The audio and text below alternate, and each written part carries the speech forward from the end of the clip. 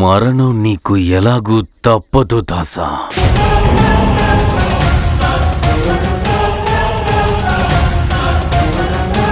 ఈ సింహాసనంలోని వజ్రం దొంగతనం జరిగింది.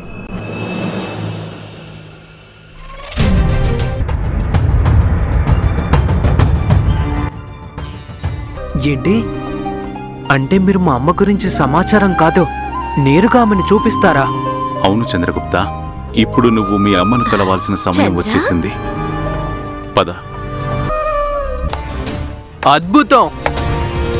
కేవలం ఆ ఒక్క వజ్రం కోసమే ఆ రాజ్యంలో ఉన్న ప్రతి ఒక్క రక్షకుణ్ణి చంపేశారు. మీరు వాళ్ళ కుటుంబాలన్నీ నాశనం చేసేశారు ఆచార్య. ఎంత అమూల్యమైన సంపద పడుందో చూడు. నేను ఈ సంపదనంతా మూటగట్టుకోవాలి.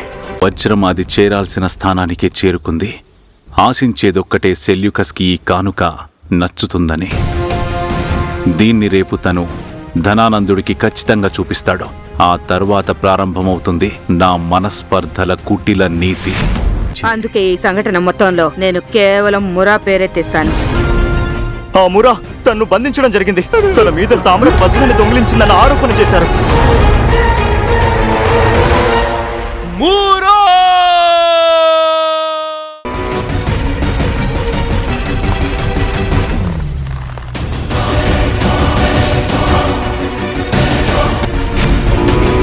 ఆపద మాతృభూమికి ఏర్పడితే అమ్మ గురించి ఆలోచించడం జరగదు. వ్యక్తిగత స్వార్థానికి మించినవి జీవితంలో ఎన్నెన్నో ఉన్నాయి. చంద్రగుప్త మౌర్య, చంద్రగుప్త